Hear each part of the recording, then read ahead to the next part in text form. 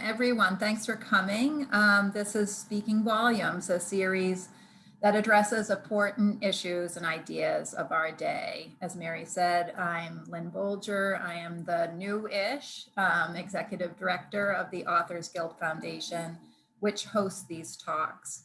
And so here's how these evenings work. The speakers will talk for about 45, 55 minutes, really informal. Then there will be a Q&A. And one of the reasons we keep these talks so small is that so you are able to engage. You have time to talk to the speakers and ask questions, and super informal. Just raise your hand during the Q&A and I will call on you, or you can put your question in the chat and we'll get to as many as we can. These sessions are recorded, so if you're uncomfortable that your image may be captured and put on social media or our website, you can stop your video and you could do that now and we'll make sure it doesn't play. So tonight we will be speaking about artists and the role they play in our society. Specifically, we will talk about musicians in the civil rights movement, for which Jonathan Taplin had a front row seat. John is said to be a Forrest Gump of our day. He's been in the right place at the right time for so many touchstones in our cultural landscape. He not only was the tour manager of Bob Dylan and the band, he rode on the Freedom Express, he was at Woodstock, but he also produced influential films like Martin Scorsese's Mean Streets, The Last Waltz, and Until the End of the World. He moved then into the financial sector as a media and mergers executive on Wall Street. He jumpstarted an early attempt at on-demand video and taught, or still teaches, you'll have to tell us, at USC's Annenberg School for Communication and Journalism. He will speak to Doug Preston, a journalist and author of over 40 books, novels, and 8 books of nonfiction. And not to be outdone in the cool department, Doug is an expert long-distance horseman. He is a member of the Elite Long Riders Guild and a fellow of the Royal Geographical Society. He has traveled to remote parts of the world as an archaeological correspondent for The New Yorker. What the two men have in common, other than being writers, is that they both are members of the Authors Guild Board of Directors, what we call the council. Doug is president, in fact. And for those of you who are new to us, the Authors Guild is the oldest and largest professional organization of writers in America. Since our founding, we have served as the collective voice of American authors and have long supported the rich and diverse literary culture of our country.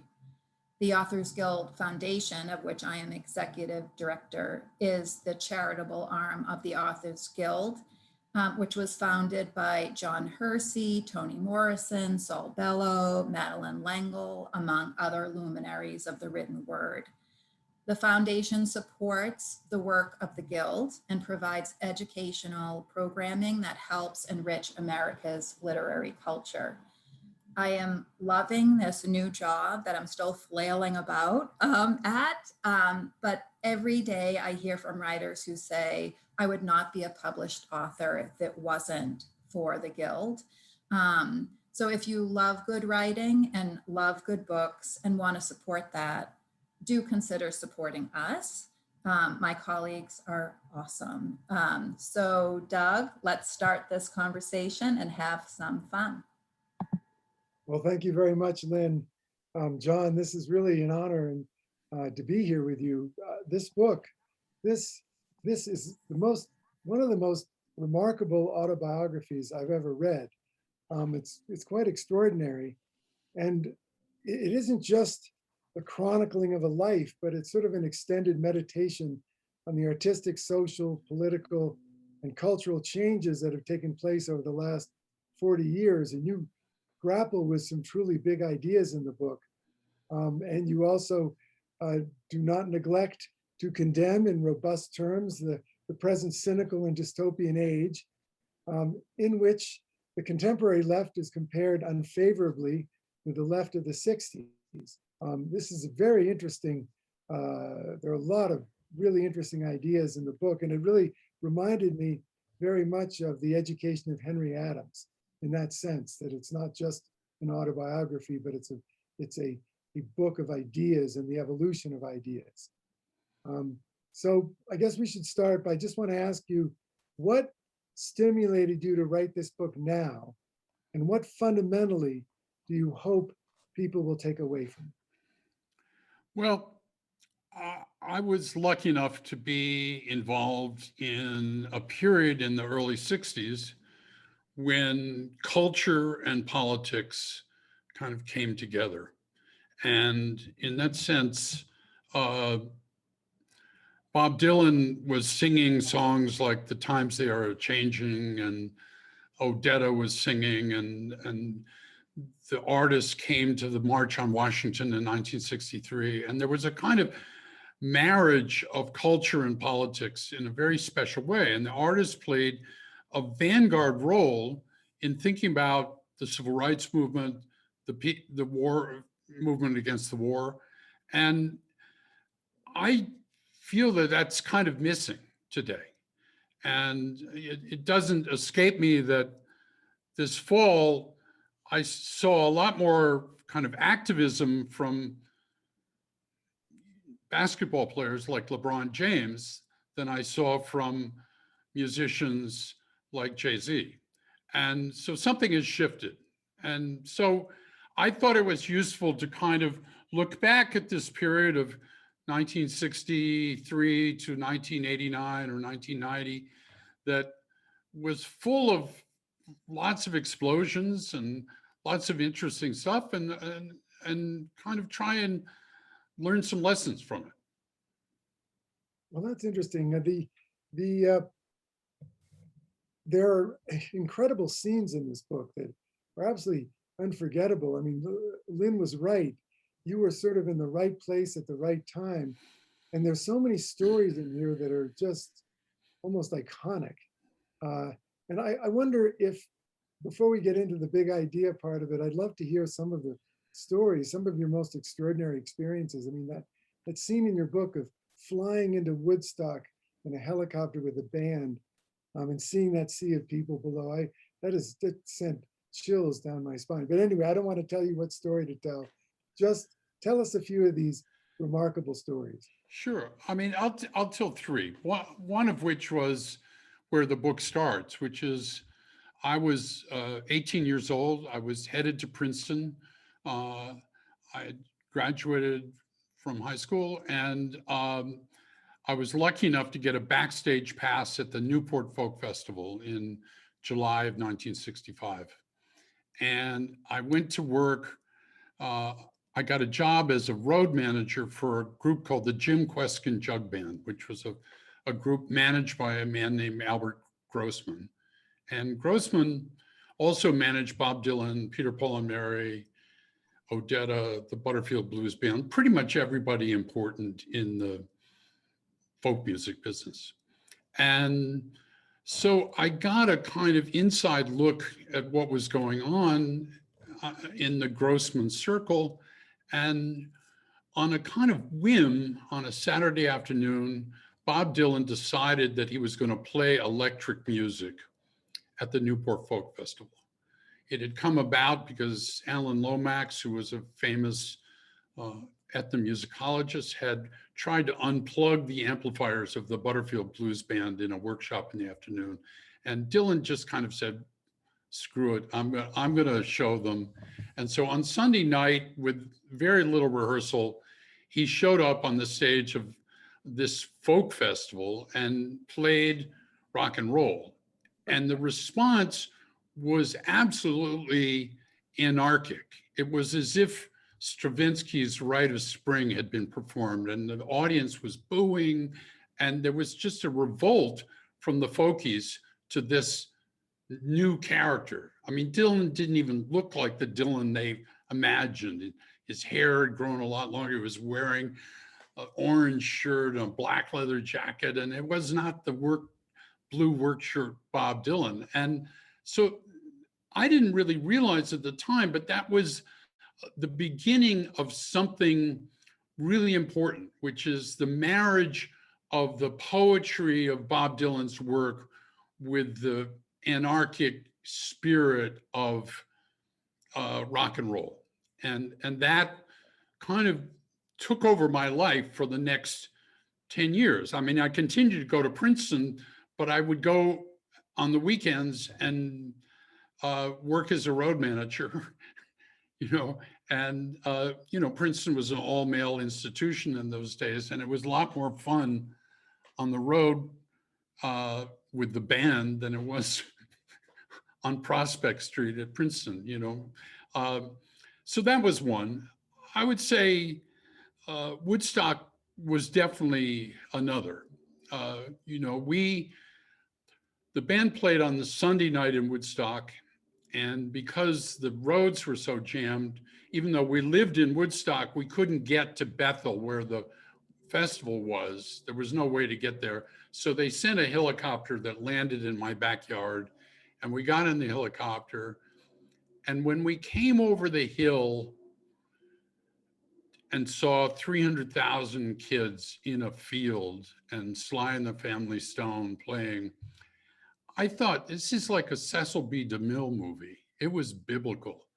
And of course, I think in some sense for all the people on Madison Avenue, this sense that, what, 300,000 kids just showed up in a field in the middle of upstate New York? What is going on here?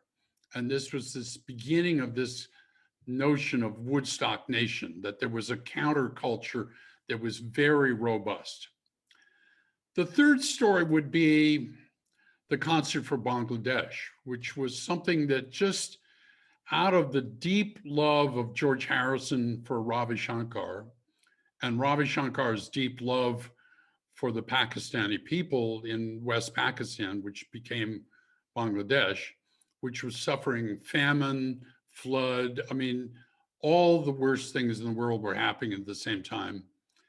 George just decided to do a concert and asked me to produce it, and got together an amazing band of Eric Clapton and Klaus Voormann and Ringo Starr and Billy Preston and all sorts of amazing players, and got Bob Dylan to come, and just within a month put this concert on and raised awareness for Bangladesh in a way that never did, and also raised over the years, $20 million for UNICEF, which was not a small thing either. So I would say those are three kind of amazing events that I was allowed to be part of.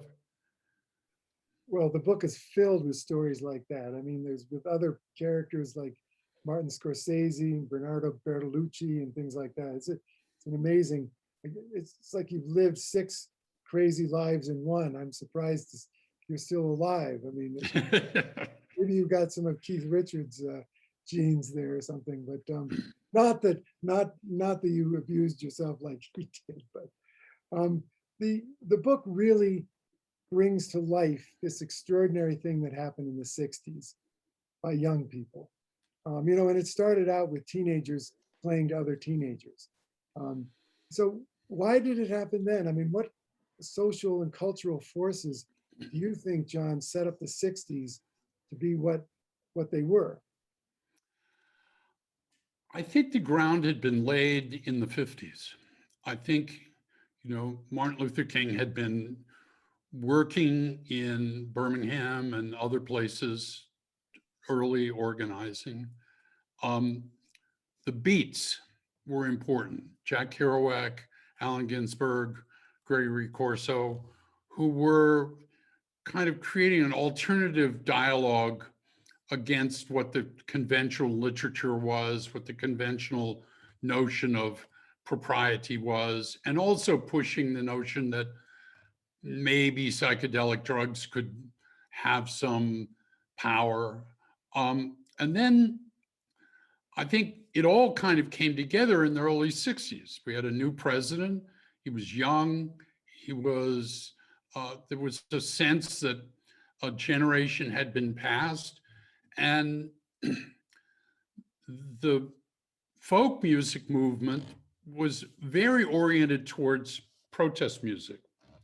And this kind of convergence of the civil rights movement and the music came together in early 63. And that began it. And then it just grew from there.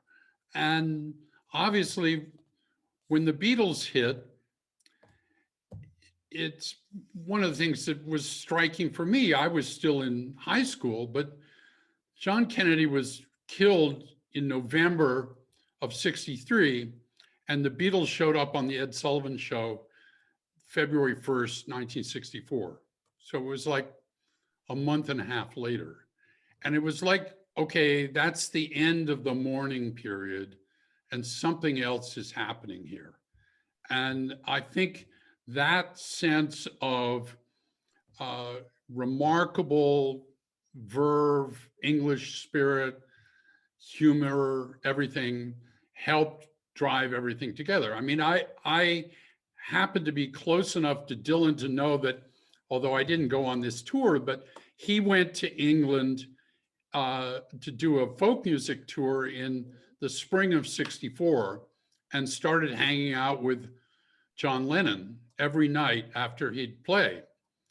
And I think, you know, if you think about the distance John Lennon traveled from I Want to Hold Your Hand to Norwegian Wood or Nowhere Man, which was only 16 months later, all those songs came out of that time he was spending with Dylan. So Lennon was absorbing Dylan's poetry, Dylan's aesthetic, and Dylan was absorbing the Beatles' spirit. I mean, he came home and he was dressing like an English mod. He went out and bought an electric guitar. I mean, literally the week he came home from England. So there was this thing happening. You know, Jacques Barzun, who wrote this wonderful book called Dawn to Decadence, talks about how these periods where artists get together and push each other, and obviously uses the Renaissance as the taking off place, that these guys, Michelangelo was right down the street from, you know, one artist was talking to the other, seeing each other, and they pushed each other both competitively and encouragingly. And I think we've all been lucky enough to be in those periods once in a while. And that's certainly what was happening artistically in the early, mid, and late 60s. Well, that's fascinating. That story about Lennon and Bob Dylan is extraordinary. You draw a lot of comparisons in the book between those days and Gen X and millennials. And one of the points you made, which really struck me, and I found it quite sad, is that you feel that millennials and Gen X are very suspicious of the idea that a poem or a painting or a piece of music can change their lives. I mean, your entire book is about the power of art, music, and film and literature to profoundly change people. And you talk about the moments in your own life when your life was completely changed by art. I mean, what is missing, do you think, today in the artistic and cultural world? I mean, do you have a sense of why this fatalism and cynicism seems to have taken over even among young people who are artists and writers? Yeah, I mean,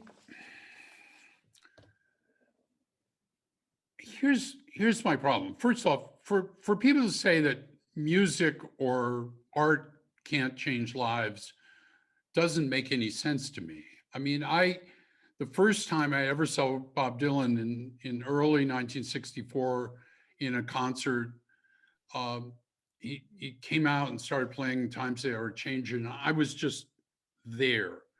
And I've had that feeling many, many times. And the problem for me is that I constantly believe that culture has much more power than we give it credit for. And what worries me more than anything is that, like the early 50s, right after the dropping of the Hiroshima bomb and the first bits of McCarthyism, if you think about what the culture was like in the early 50s, think about the movie culture, it was what we call film noir. And in film noir, the bad guy always wins. Think of Double Indemnity. Our whole thing is we're going to screw this insurance company and we're going to kill your husband and we're going to get all the money. Or the detective is always cynical and believes that everybody is corrupt. And I believe that since 9/11, the millennial generation and Gen X have experienced a similar cultural world. If you think about TV, for instance, The Wire, Sopranos, Mad Men, Breaking Bad, True Detective, Succession, Game of Thrones. What is the central motivating force of all these? These are what we would call anti-heroes. In other words, the bad guy, whether he's a meth dealer or he is a gangster or somebody, that's the character we're rooting for. And so if you grow up in a culture in which all of the world that you're living with and looking at on TV is that, you know, only the hard asses win, the cast of Succession, you know, it's the Murdoch family. If those are the people that are victorious, then of course you're going to be cynical. Of course you don't think anything's going to work. Of course you don't think it's really worth voting. Of course you don't think, you know, it's worth really working too hard even.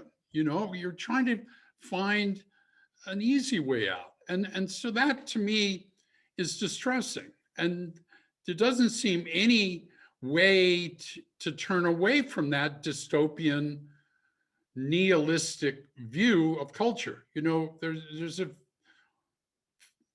wonderful movie called Chinatown, in which, you know, at the very end, the bad guy, John Huston, has won. All the good people are dead. And Jack Nicholson's partner turns to him and says, "Forget it, Jake, it's Chinatown." And the basic point is, you can never win because the fix is in. And if the culture is constantly telling you that the fix is in, that's what you're going to absorb in terms of the way you think about life. And so that to me is very disturbing. You said in your book, and you even said it just now, that culture leads society a great deal more than people really understand. I mean, I know you were an English major. I was an English major. I'm sure we were both told that it was a useless major. But today, it's doubly useless. No one wants to be an English major. I hear it's one of the most unpopular majors. And all the emphasis is on STEM. And so it really seems that our age really doesn't believe that culture really matters that much, that books and literature and movies, it's entertainment, but nothing else. But you know, for the last 10 years, I taught it at USC, and all the money at USC was going towards STEM, towards the engineering school, you know, all of that. And the president of USC was an engineer. And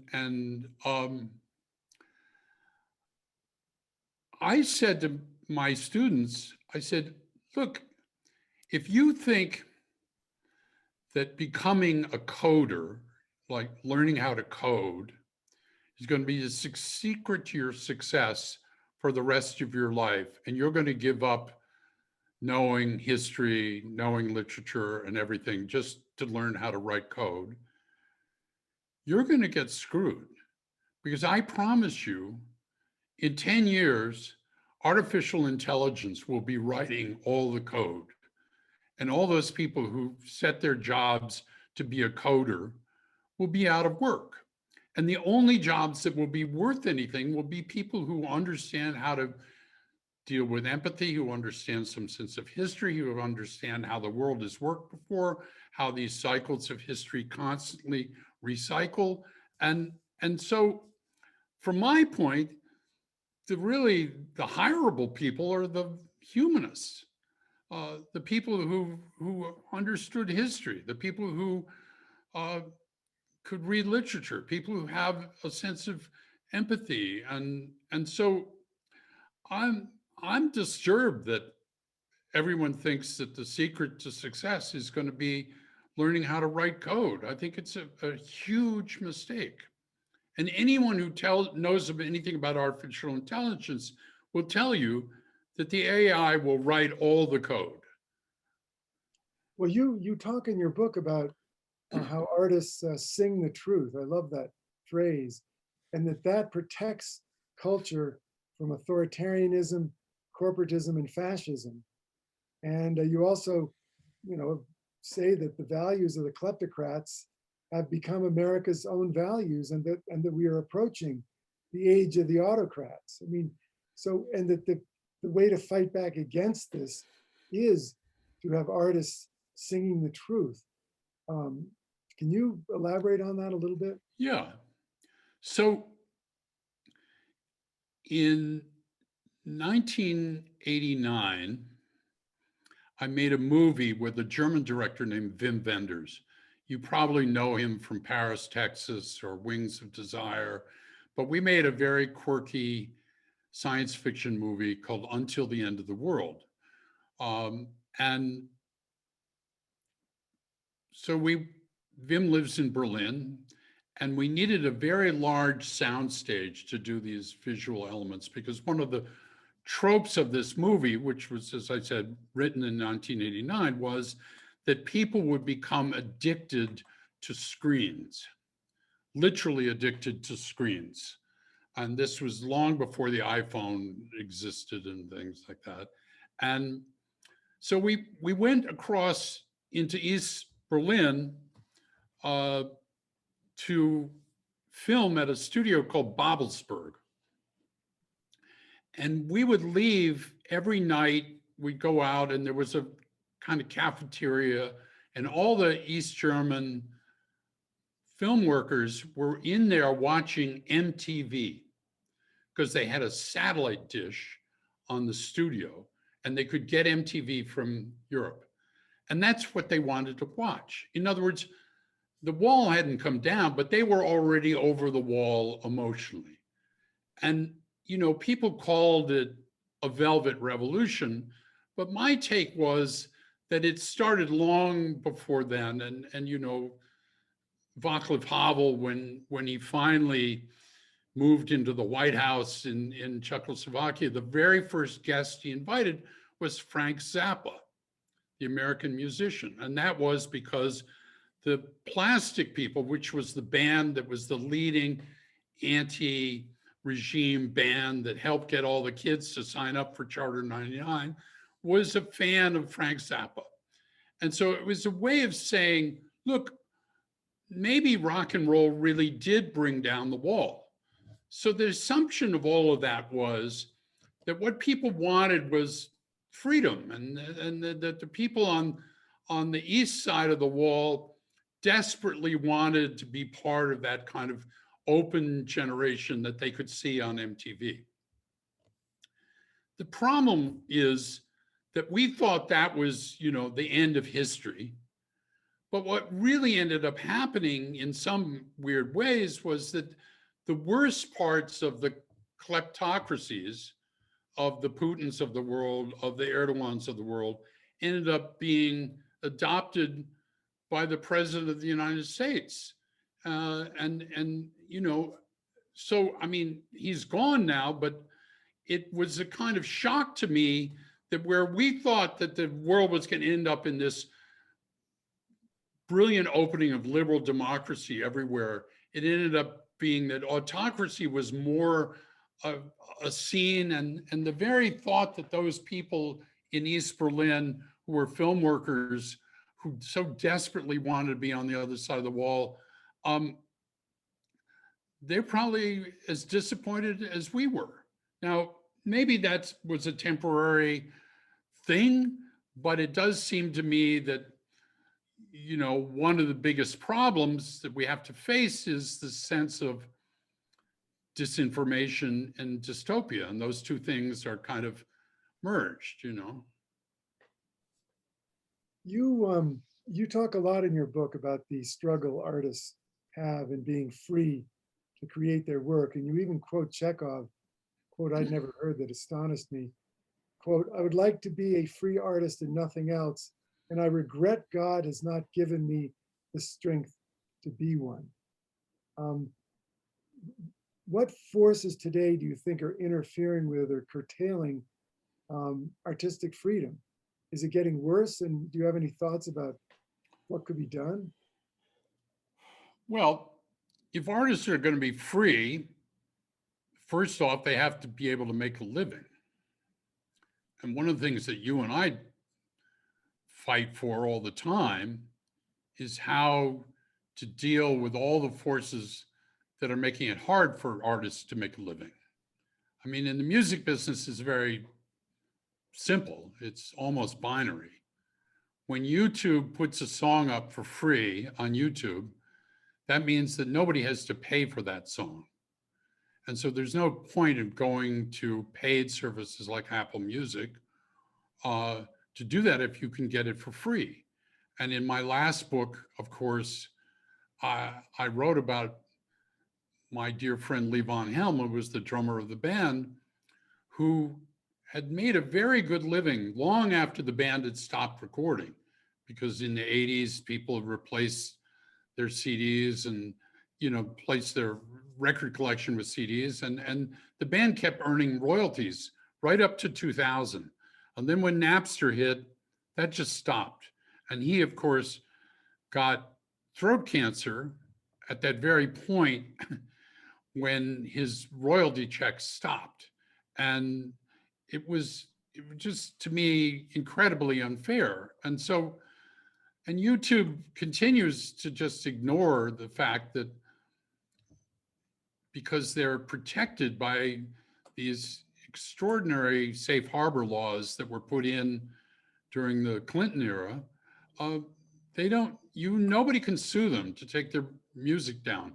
Nobody can sue them for sending everybody to a pirated book site. Nobody can sue them for anything. And that of course, is why the age of disinformation is so chaotic.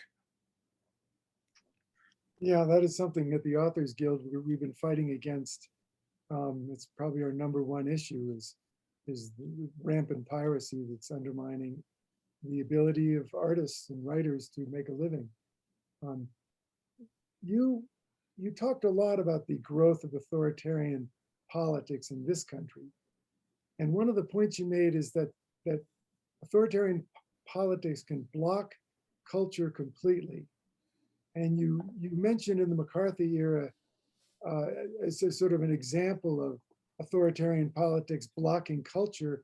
And you even speculated that if Dylan started in 1950 instead of 1960, he wouldn't have amounted to anything. He wouldn't have been able to reach the audience he did. And I mean, do you see the same thing happening today? Yeah, I mean, think about the life of Pete Seeger.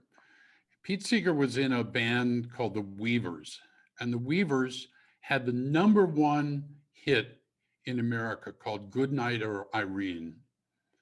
And they were about to get their own television show. This was in the early 50s. They were booked at Ciro's and everywhere around the country.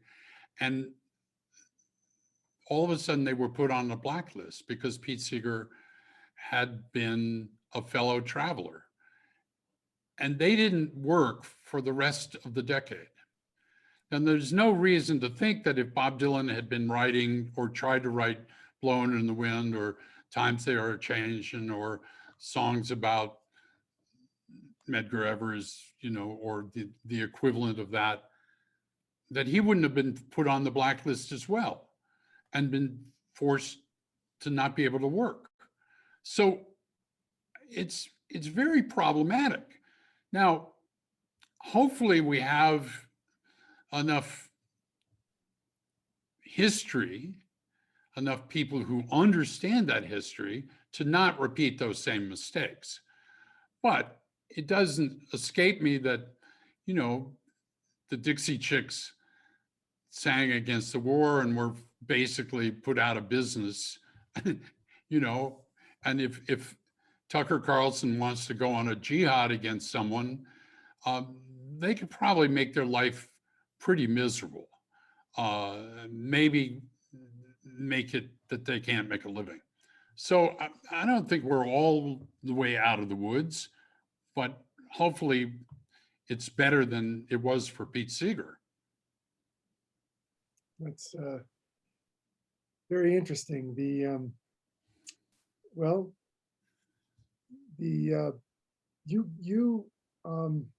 You quote Pete Townsend saying, "What is it that rock and roll tried to start but failed to finish?" And I'm curious to know, if you can answer that question, because we still have rock and roll today, but it's really morphed into something quite different. Right. Well, look,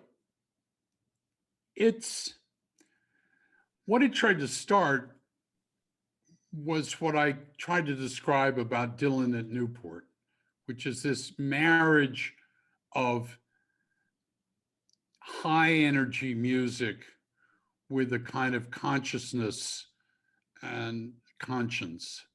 And those are hard things to do. Pete Townshend's band, The Who, managed to do it. Don't get fooled again. Bob Dylan managed to do it. The Beatles managed to do it. The Rolling Stones managed to do it. And then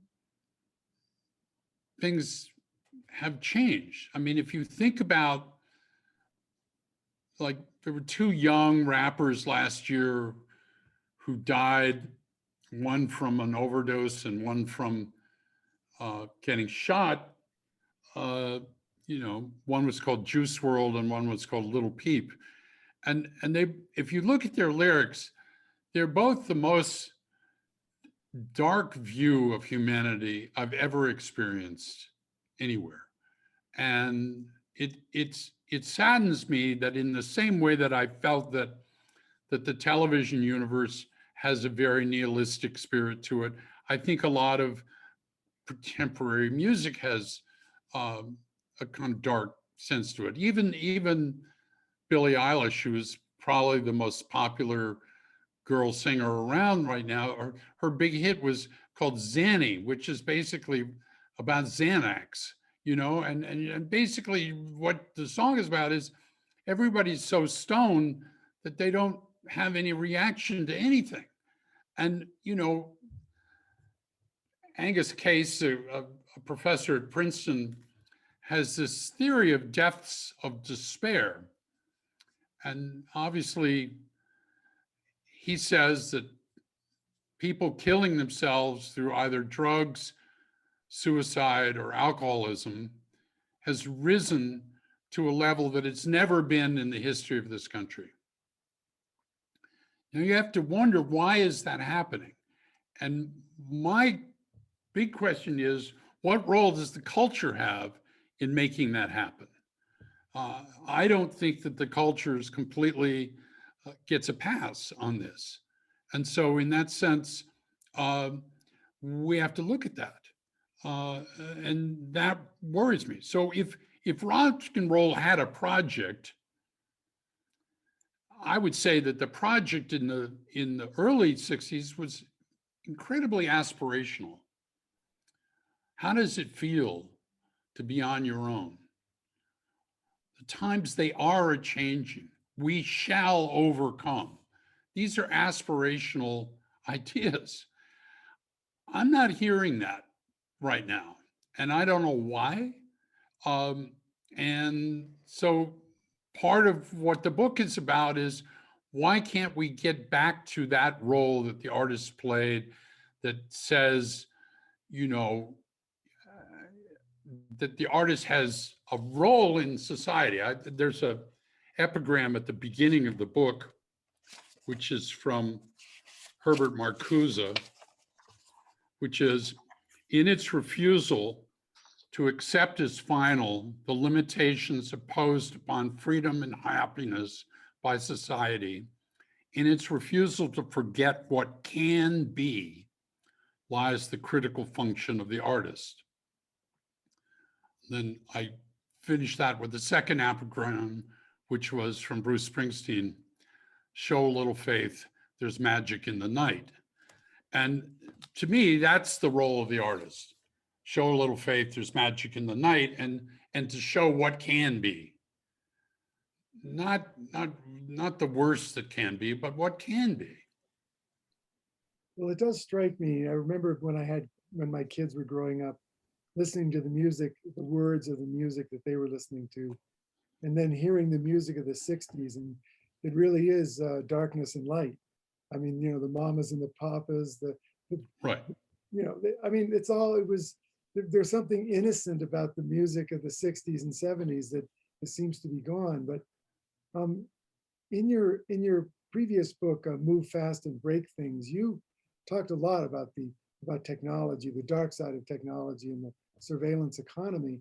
Do you think that those forces have something to do with the feeling today of you know, lack of power, the cynicism, the nihilism often sometimes posed that you hear in music and art and writing today? Absolutely. I think the world we live in is the world that has been created by Facebook. And I come out on saying that the net benefit to society of Facebook is a negative. Facebook pretends it's not a publisher, and yet it's the largest publisher in the world. It has the largest audience in the world. It has an audience of 280 billion people reading its publication. It says it's not a publisher in the sense that it just puts out everything, but that's not true. Facebook takes, maybe blocks 10,000 uploads a week of pornography that it blocks off its platform. It doesn't do that because someone's looking at every piece that's uploaded to Facebook. It does that because it's created very efficient artificial intelligence that can look for this kind of stuff and block it. You notice there's no porn on YouTube. There's no porn on Facebook. So they're spending millions of dollars a day to edit that out, or even maybe once they were forced to edit out beheading videos from jihadists. So Facebook gives you a very different editorial view than it gives me. It does that through algorithms, and those algorithms basically are meant to feed the worst side of your attention economy. In other words, to give you stuff that will outrage you, to push you farther down the rabbit hole. And I don't think it's too much to say that Donald Trump could have never been president if it hadn't been for Facebook. And certainly what happened on January 6th at the Capitol insurrection could not have happened if it hadn't been for Facebook. That the idea that an election was stolen and that votes were switched and all this nonsense, all of that came over social networks. And here's just a very simple example. when Fox News put it out that Dominion voting machines were switching votes from Donald Trump to Joe Biden, they were sued by Dominion voting machines.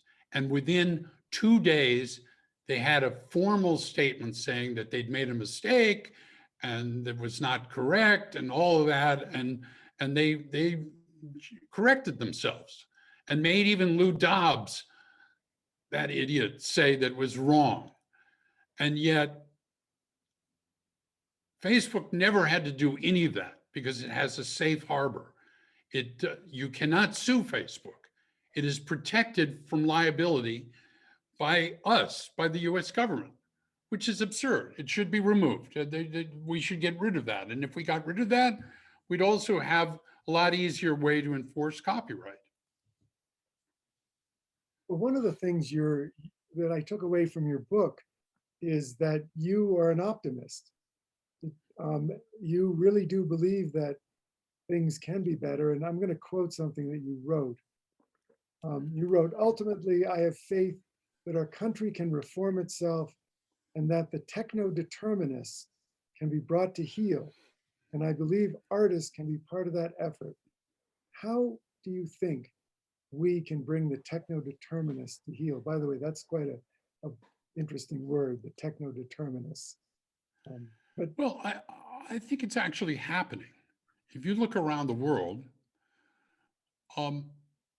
Facebook, Google, YouTube are being put under the gun by activists, by politicians, by regulators. I mean, if you look at the two people that Joe Biden has put in to regulate technology, Lena Khan and Tim Wu, who are both friends of mine, they are strong activists. Lena Khan wrote the book on Amazon. She wrote the book on Amazon's monopsony and Amazon's monopoly. And the work that you and I have been doing about Amazon for the last 5 years will actually get a hearing now at the highest levels of power at the Federal Trade Commission, because there's someone there who actually knows what's going on and can't be smoked by these idiots. You know, I mean, they're not idiots. They're very bright people, Mark Zuckerberg and Jeff Bezos. But it doesn't mean the battle is over. It means that these people are going to have to be brought to the bar of justice. Sometimes that may require us to break the company up. Sometimes it may require us to regulate them like a utility. I mean, I've made the argument for a long time that Google should be regulated like your electric company. Because if I went to everybody on this Zoom call and said, hey, why don't you give me some money to start a competitor to Google, you'd run out of the room and shut off the Zoom in 2 seconds. That's a fool's errand.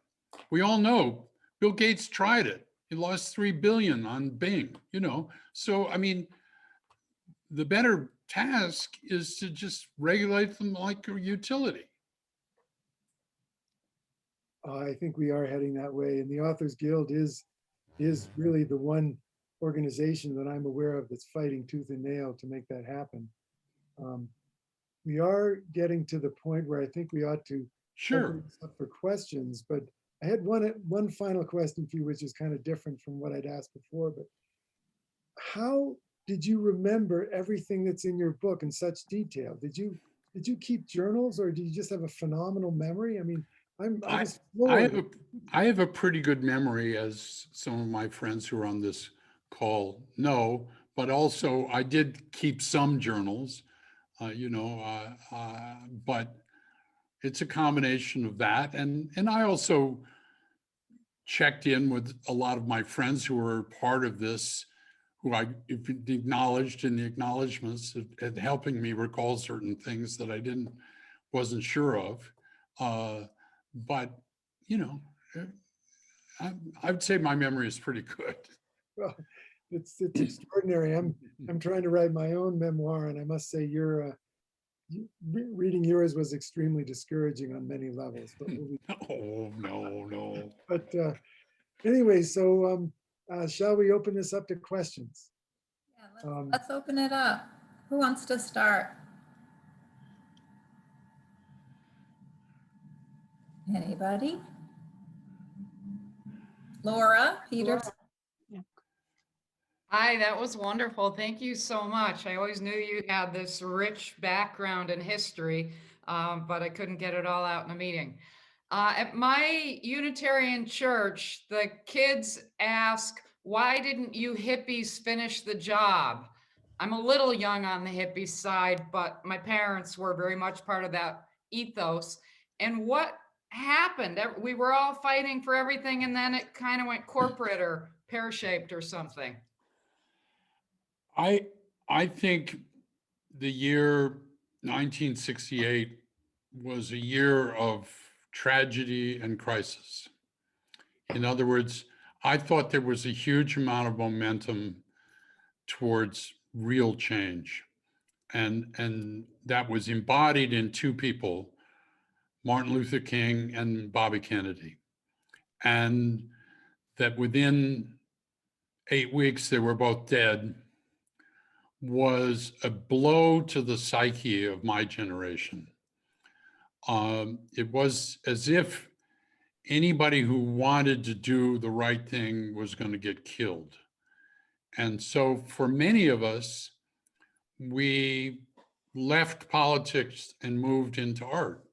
You know, I know for myself, I kind of abandoned politics and just dived into the carnival of the music business and didn't come out for 10 years, you know? And so I think, you know, it was scary.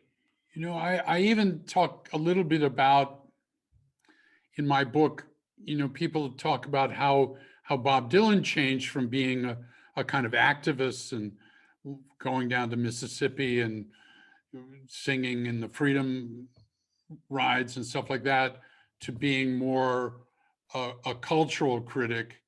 And there was an incident that's explained in my book where he gave a speech like a week after John Kennedy was killed, and at a civil liberties benefit for James Baldwin. And he said, and he was drunk, and so, I mean, give him that.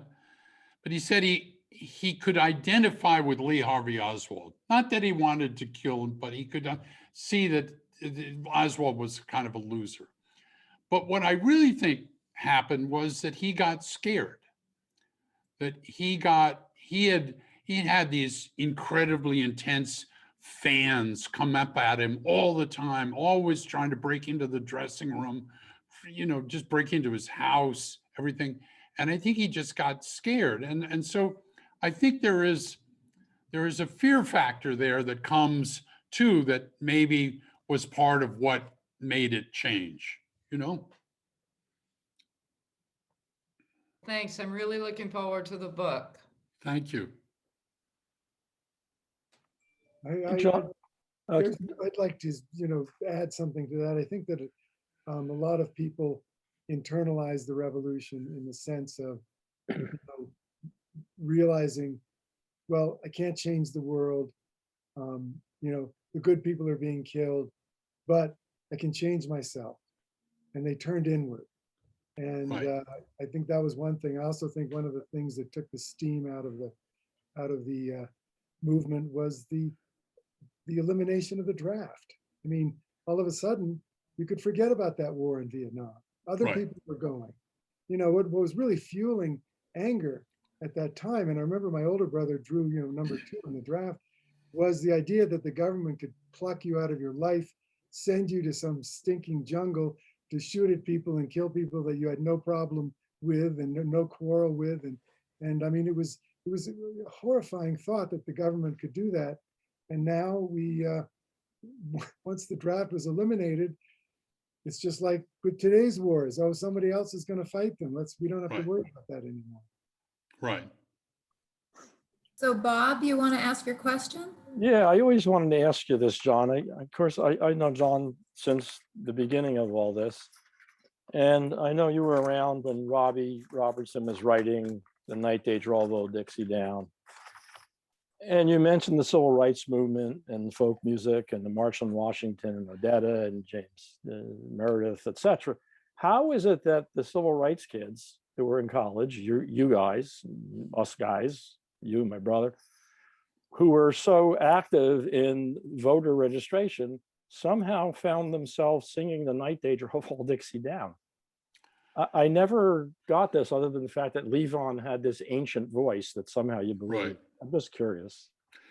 You know, I mean, it's an interesting thing. I mean, first, it's a great song, right? And secondly, it was, to me, at least, a touch on what Dylan used to call the working man's blues.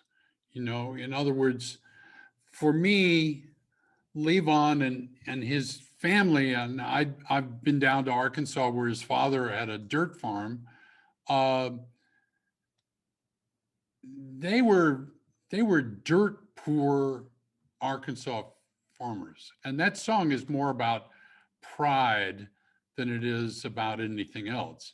And by the way, I mean, Levon's father loved to have Sonny Boy Williamson come over to have a drink and play harmonica.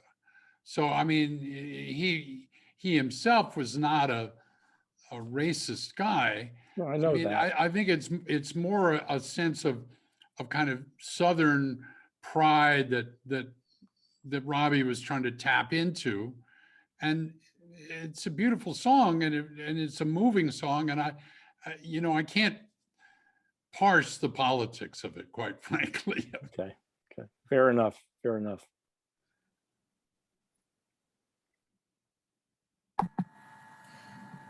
Anybody? Jean in Norway? Yeah, And then- I just wanted to say I've read 3/4 of the book. I'm looking forward to the end. I'm a little older than Jonathan, but I remember it all. I didn't get to Woodstock. I almost got there, and I also Did you get caught in traffic? no, I didn't even go that far, but some of my friends did. But and then also my husband Ordway, his cousin was John Hammond, the late John Hammond. And so Oh. that Dylan was called Hammond's Folly.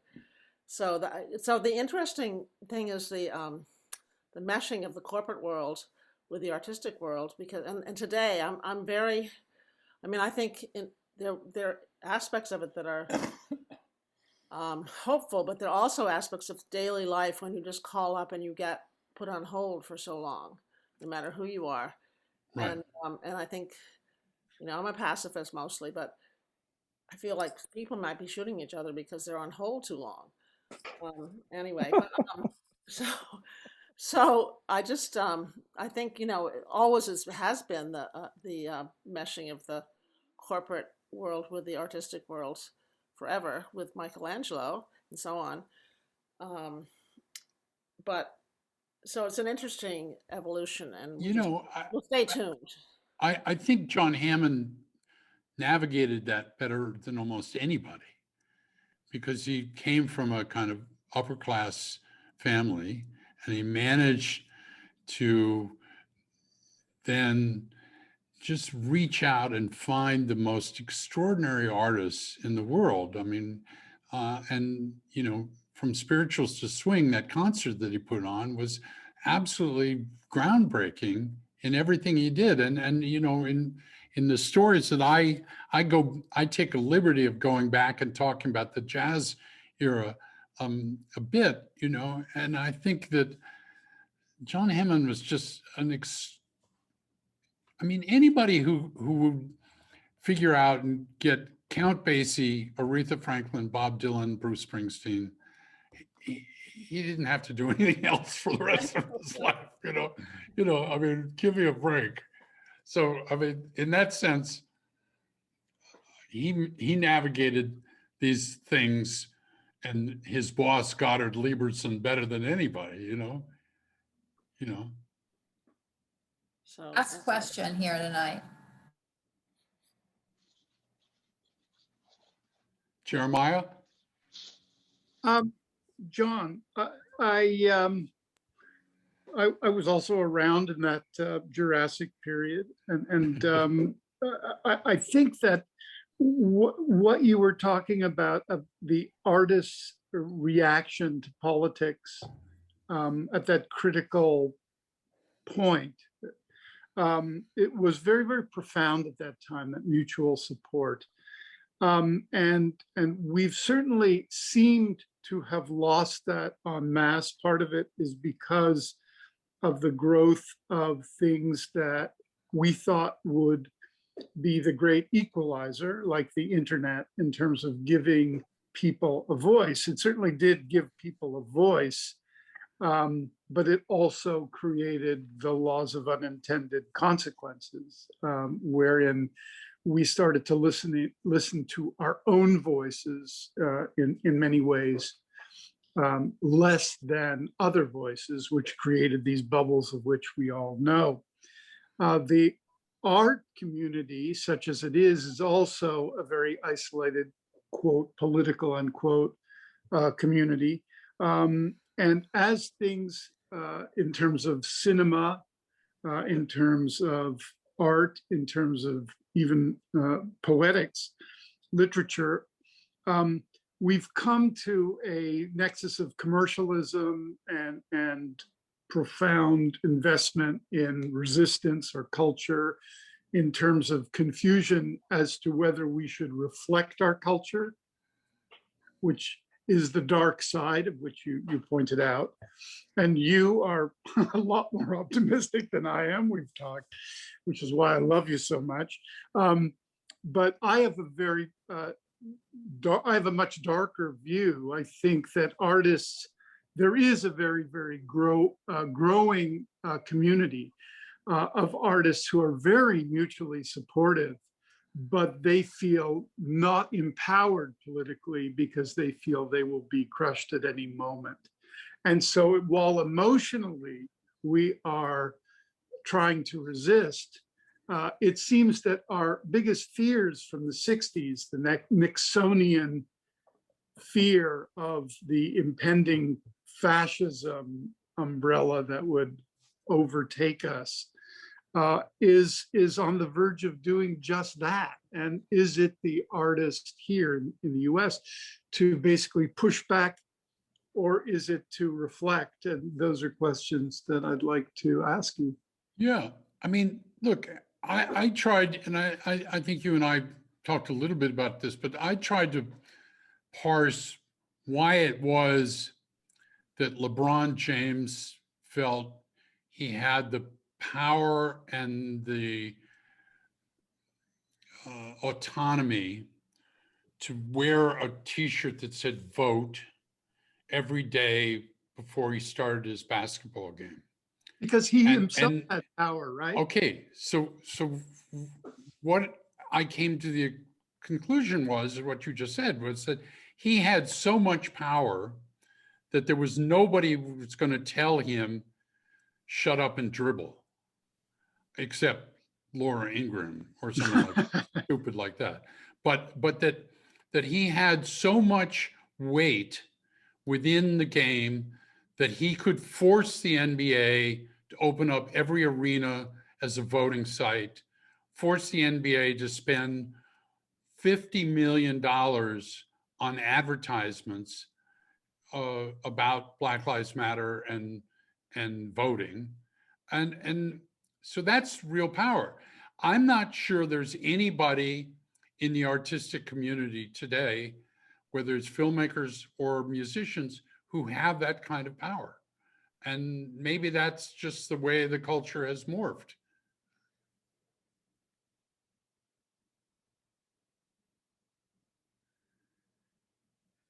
Anybody else? I think I saw another hand earlier.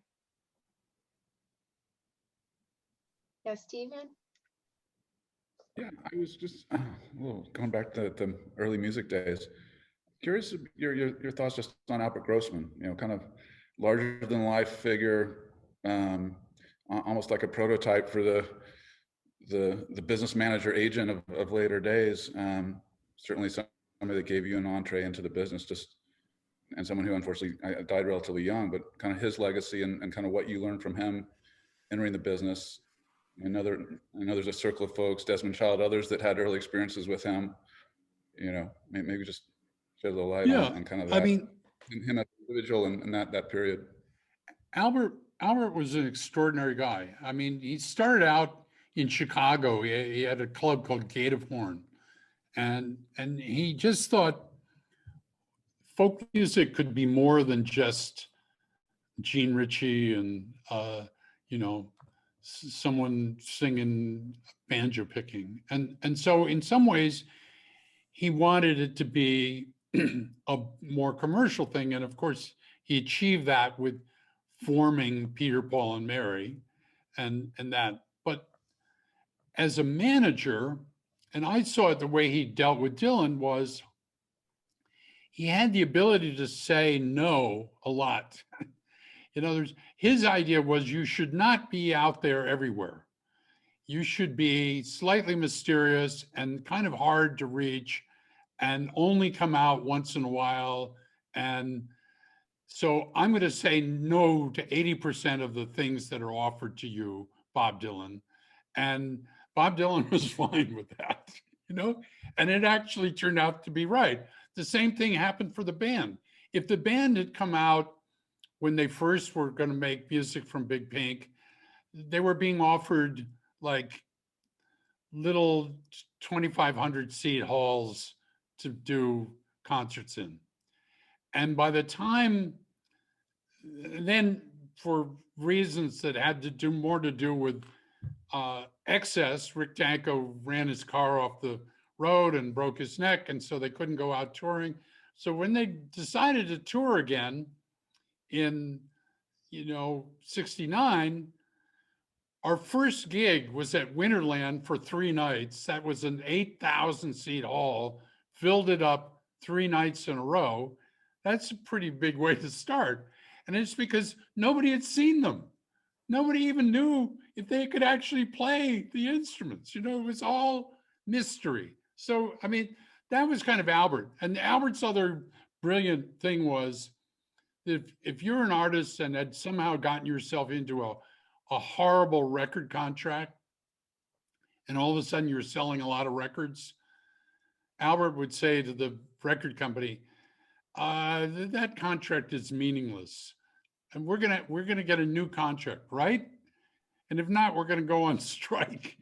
We're just not gonna go into the recording studio. And always they complied, you know. So I don't know, he was a wonderful mentor to me. I think Great, we thank could you. go on and on all night, but I know some people are holding their dinner. So I just want to thank John and Doug for this fun night and sharing these stories with us. And just let everybody know that we don't have a Speaking Volumes next month, May, because we have our gala online May 18th, where we are celebrating books that inspire change, to our point tonight.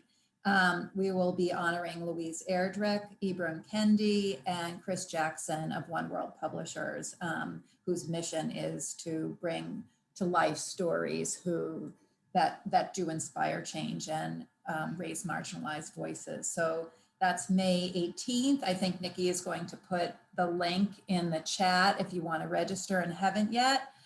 Samantha B is our host, with cameos by scores of amazing authors. So thank you all for coming. John, again, wonderful to have you with us. And Doug, as always, what a great job you do. Thank you, these Doug. evenings.